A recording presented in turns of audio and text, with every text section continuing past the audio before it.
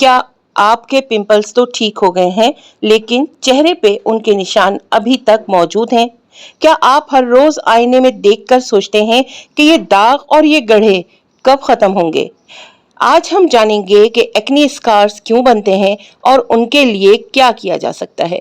अस्सलाम वालेकुम, मैं हूं डॉक्टर मुमताज अता और आप देख रहे हैं डॉक्टर मुमताज अता होम्योपैथिक क्लिनिक। सबसे पहले एक अहम बात समझना निहायत जरूरी है।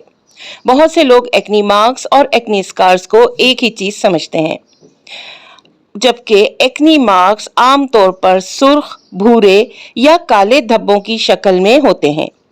ये वक्त के साथ साथ हल्के हो सकते हैं, जबकि एक्ने स्कार्स ये स्किन की स्ट्रक्चर में तब्दीली कहलाई जाती है, जिनमें गड्ढे, खड्डे, अनइवन स्किन नजर आ सकती है।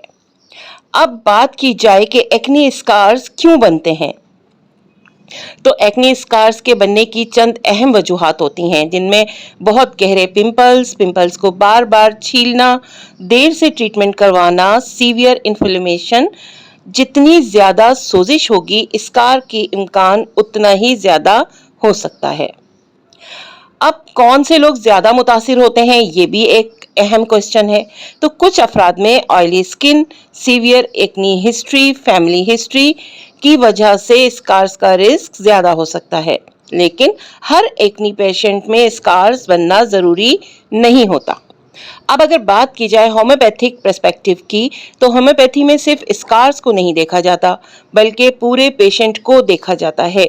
अब अगर हम बात करें उन अफराद की जिनमें स्कार्स और उसके बाद निशानात रह गए हैं, मतलब एक्ने हो गई है, उनके निशानात रह गए हैं और स्कार्स में बदल गए हैं, तो उसके लिए हमारे पास सबसे अहम जो दवा है वो है काली ब्रूम, जो कि इन स्कार्स पर बहुत अच्छा काम करेगी।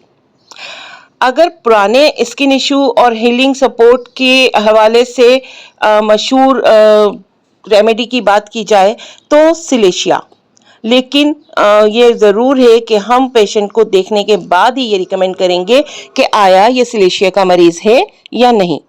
कुछ खास स्किन कंडीशन में कंसीडर की जा सकती है थूजा, लेकिन वो भी मरीज को ओवरऑल मुआयना करने के बाद। स्किन कॉम्प्लेक्शन और पोस्ट एक्ने मार्क्स के हवाले से अक्सर डिस्कस जो दवा की जाती है वो है बर्बरियस एक्वा, जो कि निहायत अच्छा काम करती है स्किन पर। अब अगर एक्ने स्कार से बचने के लिए कुछ तरीकों की बात की जाए तो सबसे पहले तो पिंपल्स को ना छेड़ें, जल्दी ट्रीटमेंट शुरू करें, स्किन को जेंटली क्लीन करें, धूप से बचाव करें, अपनी स्किन टाइप के मुताबिक केयर करें। अगर आपके पिंपल्स ठीक हो चुके हैं लेकिन निशान अभी भी मौजूद हैं, तो मायूस मत हो। हर केस मुख्तलिफ होता है और मुनासिब रहनुमाई से बेहतरी मुमकिन हो सकती है। अगर वीडियो पसंद आए तो लाइक, शेयर और सब्सक्राइब ज़रूर कर लीजिएगा। कमेंट में ज़रूर बताइएगा कि आपको एक्ने मार्क्स हैं या एक्ने स्कार्स हैं। इंशाल्लाह कल अपनी नई वीडियो के साथ दोबारा मिलेंगे। तब तक के लिए इजाज़त दीजिए। अल्लाह हाफिज़।